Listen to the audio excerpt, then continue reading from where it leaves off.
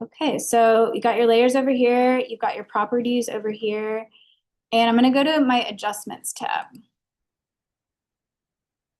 And in my adjustments tab, you can see all my adjustment layers. Do y'all remember this from Pixel 1? Like all the adjustment layers?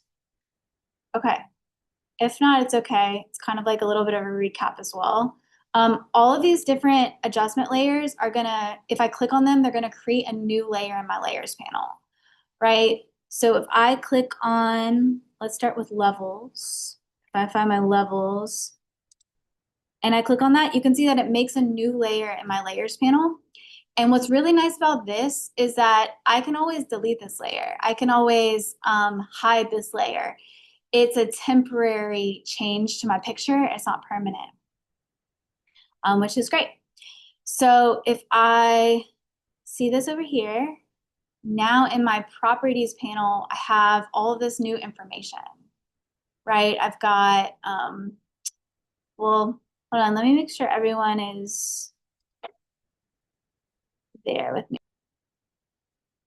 Okay, so you can see that we have something here called a histogram. And all a histogram is, all you need to know is this is a visualization of how your lights and your darks are sitting in your picture.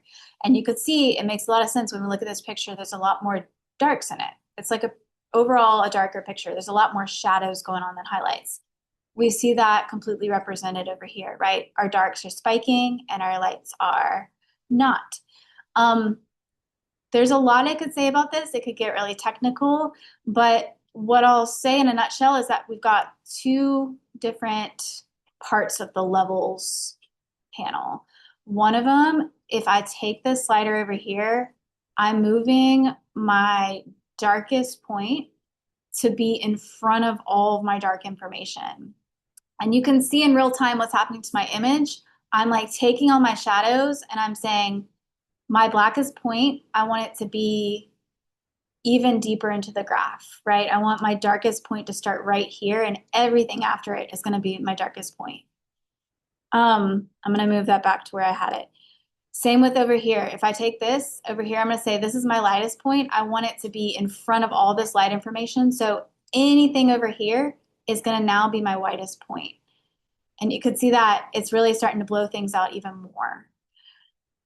More often than not, what I'm going to be doing up here is playing with this middle slider. So I'm going to be taking my midtones and saying I want my midtones to be closer to my lights, which makes them dark, or closer to my darks, which makes them light. The slider below, it's going to work the opposite way. It's taking all my dark information and moving it towards my lights. So everything gets a little bit lighter. This is the opposite, right? It's taking my light information, moving towards my darker. So it's a really good way to globally overall lighten or darken an image, which is really great if you didn't have the right settings during your photo shoot and some of your information is too blown out or too lost in shadow. I will say that sometimes you can't come back from it. Like sometimes the information's completely blown out and completely gone. And that's just like, you should have had better settings when you were shooting. But you could see down here, like some information is getting lost in the rocks. So if I wanted to bring some of that back, I can kind of lighten it up. And the information's there, it's just in the shadows. Okay, so that's levels. Does anyone have any questions about levels? Cool. So what I want you to follow along with is going to be the curves one, actually. So if we go to our adjustment layer and we go to curves, again, that's going to create a layer. It's going to be in our layers panel, and that's going to be our curves. And so I'll make sure everyone's able to get a curves layer going. Okay, great.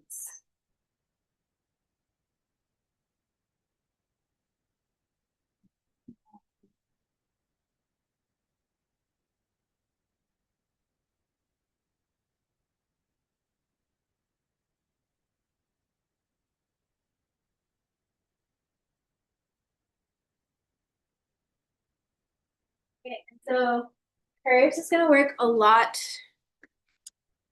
similar way to levels, but it's just a little more complicated. And to be honest with you, I avoided this adjustment layer for like a decade because I didn't want to deal with the math. I didn't want to deal with the graphs. But I was actually just making it a little bit more complicated on myself than I needed to be, because if you take this down here, you can see it's working the same way that levels is. So this is my darkest point, and I can either change my dark point and put it in front of all the information on the histogram, or I can make it lighter. So those were my two different levels options. So that's already working like levels. Why curves is a little bit better than levels is because you can do a lot more with it. So to get a little bit nerdy for a second, digital photographs work different than film photographs. The light works different. In a film photograph, the light is a lot more gradual of a gradient. And in a digital photograph, it's this line right here. And so what we can do with curves is we can change the lighting and make it look a little bit more smooth of a transition. And so that was, like I said, really nerdy. If that doesn't make sense, just throw it away for a second. But what I want to show you is a couple things. First is if I click this right here, this little button right here that's got like a hand and some arrows, I can then go on my image and select, like, I want to lighten him up. So I'm going to hover over him and I'm going to click and drag up. And you can see it's going up or down. And you might also notice that that's happening on my graph too. Like it's starting to curve when I do that. And I just want to lighten him up. And I could do that on all my image, right? I can like come down here and I can like click and drag. Oh, that looks crazy. I can click and drag on my rock to lighten things up. And anything I'm doing, it's kind of graphing things on this chart a little bit differently. Also good to know if you ever want to like reset everything you've done, there's like a little arrow that looks like it's like doing a somersault backwards on itself next to the eye. It's right here. I can. I have a question. Yeah. Could it be lightened up more than just a lot? Yeah, that's a good point. So it's taking the information of the rock and anything else that matches that brightness information, it's also lightening it up. So that's a great point. But yeah, so if I wanted to darken the sky, right, I can click and drag and take that down. But what I want to do for the demo is just lighten him up a little bit. And we're gonna mask. So we're gonna lighten him up and then we're gonna mask it out so the curve only lands on him. So I'll show you how to do that in a second. But before I do, don't worry about following along, but just to show y'all on this graph, right? So it's from my darkest values all the way to my lightest values. If I manually like click and drag, I can also do it that way too. And what I'm saying is like my light middle values, I want to bring them down. My dark middle values, I want to bring them up. I'm basically just creating like creating it all manually, basically. And the way that you do it over here, I think is just a little bit more intuitive and makes a lot more sense.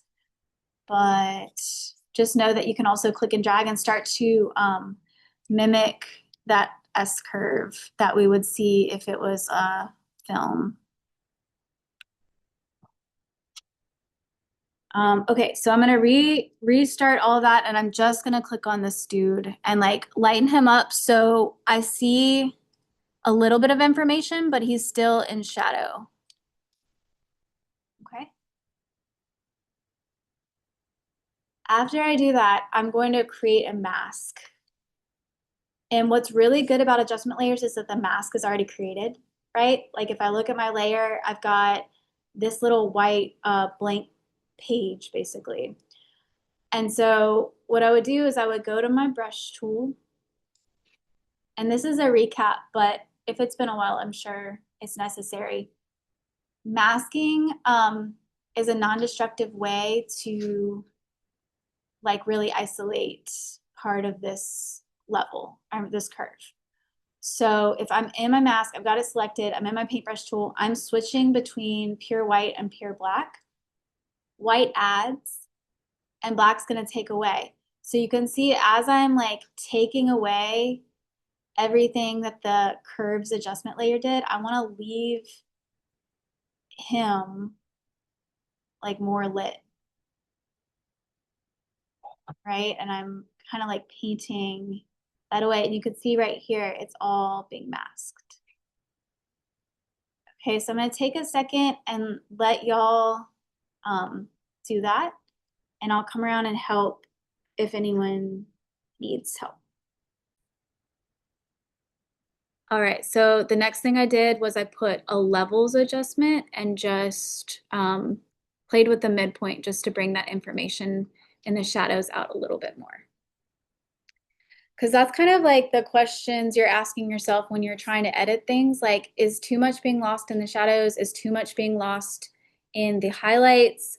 Do I have enough contrast? Do I have too much contrast? Like, it's all kind of finding that sweet spot and figuring out what's your goal. Like, do you want high drama? You'll have more contrast.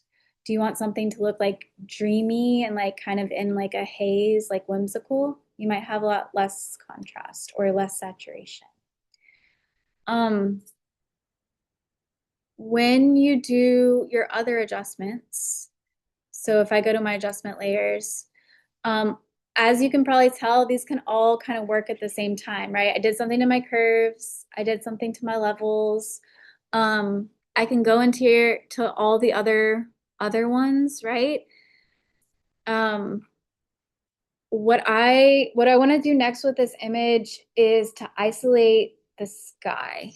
I want to isolate the sky and I want to color correct the sky while leaving everything else the color that it is.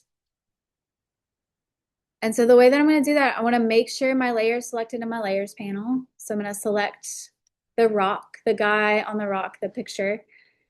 And then I'm going to go up to my select up at the top. And I'm going to go to sky. And this is kind of a new feature. You could see there was a lot of other options, but it did its best to select the sky. And I'm just gonna help it out a little bit, right? I'm gonna go to my quick selection tool and I'm gonna shift to add to the selection just to get more of that sky in there. Okay. With my sky selected, I can now click on color balance, which is right here. And you could see it, something really cool happens. It created its own mask based on that selection, right? So I already have the sky masked out. So I can just play with the colors of the sky and create something pretty cool, like either subtle or dramatic or somewhere in between. And in a nutshell, the way that these work is that well, I mean, you can kind of play around with them and see, like, if you're adding red to the image, you'll see it's tinting itself red. And if you're going closer to cyan, we get the opposite. And this is where I kind of landed. I like the blue with the orange of the rocks. I think that looks really nice. But you can kind of play around with them and see which one you like the best.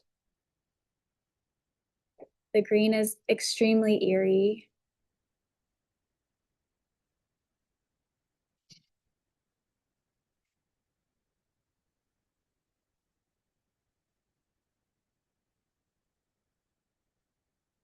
Okay.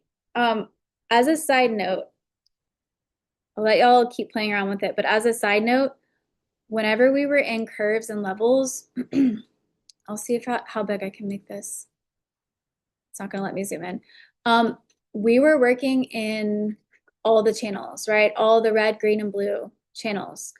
But if I want to affect particular colors, I can work in the reds, the greens or the blues channel. So I can come into my reds channel and like add more red or take more red away. And the reason I say this as a side note is because you can do the exact same thing in your color balance adjustment layer, and it's just easier. It's just more intuitive. Like this makes it a lot harder on yourself, but I just want you to know like it's possible that you can be messing with your midtones that have red in them, your highlights and your shadows, and adding more or less through curves if you wanted to. And you could do that with all your channels. But yeah, like I said, the color balance adjustment layer is just does the exact same thing, but more intuitive. Okay. So was everyone able to get to this place where you're able to change the sky, lighten him up, change the rocks, all that? Okay. If I'll be there in a second, but if you were, just play around with some of these other adjustment layers. Like particularly contrast is something that you would also probably play around with. And see like, do you want more contrast or less contrast? And like, if you still have places where you want the shadows to come out, play around with your levels, play around with masking your levels, and then we can go to, all right, so a gradient map is going to be an adjustment layer, just like the other ones, right? So if we go to our adjustments and we go down to gradient map, I can click on that and it's going to create a whole new layer. And yours might look a little weird. Yours might not look like mine. You might just have to drop down this menu right here and just start with the basics, like select a basic. And yours still might not look like mine, and you'd have to click reverse. So go ahead and get your gradient map. Where's my properties panel? Let's see. My properties panel. Okay, so a gradient map is a really powerful way to add color grading, especially more dramatic color grading. So the way that I'm going to change a lot about it is I'm going to click on this bar and I'm going to get what's called the gradient editor. And just a quick explanation of what's going on, like all of my darkest points are over here on the left, all my lightest points are over here on the right. And if I kind of click in this area, it's going to go back and forth. The cursor is going to become either an eyedropper or a hand. I want it to be a hand. And I'm going to click and it's going to add what's called a stop. So right now I have 1, 2, 3 points on my gradient. I'm going to change this color. Like white isn't really working, but just to show y'all what's going on, it's saying like all my midtones, put white on them. All my lightest lights, put white on them. All my darkest darks, put black on them. So I'm going to change this and say all my midtones, put like a red, a medium red on them. And you can see that changing in the picture, right? Like anything that's sort of a middle, it's not a highlight, it's not a shadow, now has this red mapped onto it. Okay, and so if I were to add another stop, right, I could add as many stops as I want. And I were to make it like a light blue, for example. Even lighter than that. It looks kind of weird, right? Like that's not exactly working. And that's okay because we can change this a million times. And what I would suggest is instead of this red, which is like very contrasting colors, let's maybe do like a dark blue. And things are looking like a little more smooth, right? It's good too when you pick your colors for your gradient. oftentimes to not make them too saturated or too desaturated or too light or too dark. Like you can see I'm kind of in the middle of my color picker, which is a good place to be.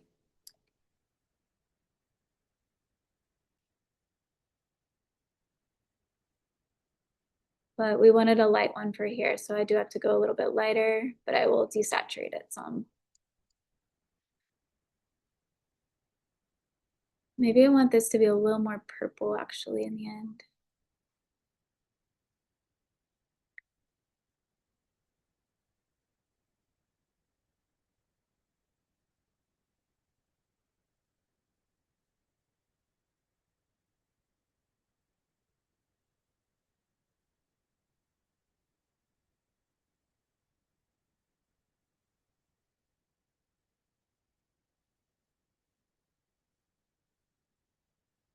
And so I'll help anyone that's creating their gradient map.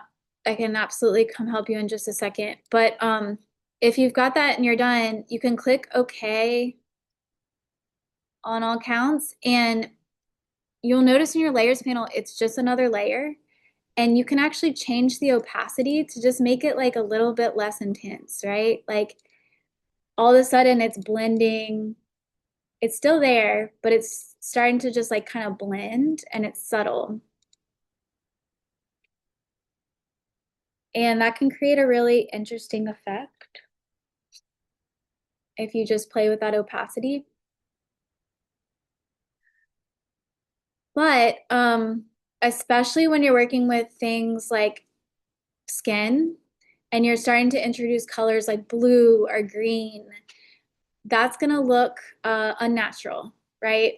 So I'm going to make sure everyone doesn't have questions, but I'll show you all how to deal with skin in just a second. But feel free to like create multiple gradient maps, right? I can like click the eyeball on this one and I already like set up a couple of different gradient maps that I liked, but I can like play around with my different gradient maps, play around with the opacity and just see how they kind of like tint things a little bit. Got that one, got that one. So feel free to make multiple if you feel comfortable with it already. And if you don't feel comfortable, let me know and I will help you make your gradient map. I just have a few more things to show y'all really before I tell y'all about the project. But one of the things is to deal with skin a little bit better. Um, and so let's say we have this gradient, which we kind of all created together, and it's kind of blue. You know, she looks a bit like an alien right now, um, extraterrestrial. And to deal with that, I'm going to go into my layer styles, which y'all might remember from Pixel 1. So if I'm like in this neutral area on my layer, you could say, like I'm not clicking on the name and I'm not clicking on any of the info, like any of the images. I'm clicking on this neutral space. If I double click on it, I get my layer styles. And in my layer styles, there's one very specific to gradients, and it's blend if. So right now, if I play around with this, you could see like essentially what's happening is it's like kind of eating away my gradient, right? It's saying like if it's dark, take it away. Like if it's my lightest point, take it away. What I actually want to be in is my red channel. And the reason being is like pretty much any skin tone you could ever think of is going to have a lot more red in it than green or blue. I hope I'm recording right now. Let's see. I think I am. And so we want to be in our red channel. And you could see in my red channel, if I start to like remove things, like the skin is kind of the first to lose some of that blue. But it's still not perfect because there's one more thing I have to do. I have to hold down my Alt or Option key and grab one of these sliders and kind of break it a little bit. And you could see that because it's holding down my whites, it's holding down my lights, and it's still allowing me to move some of it away, right? So I'm making it more subtle, basically. And that's letting this effect go to everything except for the skin. And yeah, it can make it even more subtle. And you could see like the difference between that versus some of my other gradients. It just takes the skin into account more. And they're just different looks. Right. Um, so yeah, try that out. And then the last thing I'll show y'all is the camera raw, and then we'll do the project. The last thing I had y'all download was the raw image, which the downloads. Yeah, it's gonna be a .nef. So if you drag that into Photoshop, the way it's gonna open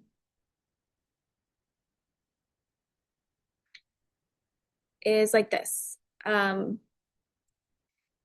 It's going to already have all these different sliders. And so if you're not familiar, but I bet a lot of you are, RAW is just the settings in your camera. The files are a lot bigger.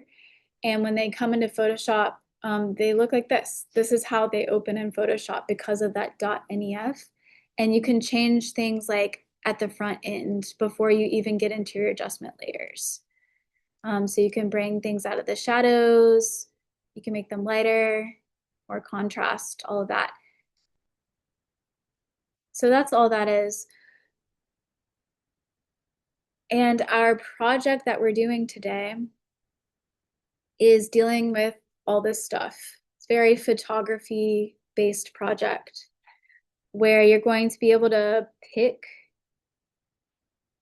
So hard to do two things at once. You're going to pick your images that you want to work with. You're going to select 3 of them. And I provide the files. They're actually pictures that I believe Lance took. And you can edit them, or you can find your own camera raw files. Like maybe you have your own that you shot, or there's websites that let you download them. The problem with the websites is they're usually already like very edited, right? So you want things that like kind of need editing. And you're going to use color grading and color toning techniques to give it like a cinematic feel and also like a balanced feel, like the shadows and the highlights like have enough information and all of that. So you're going to be using levels and curves, gradient map, and adjustment layers. And then you will upload all of them to Canvas.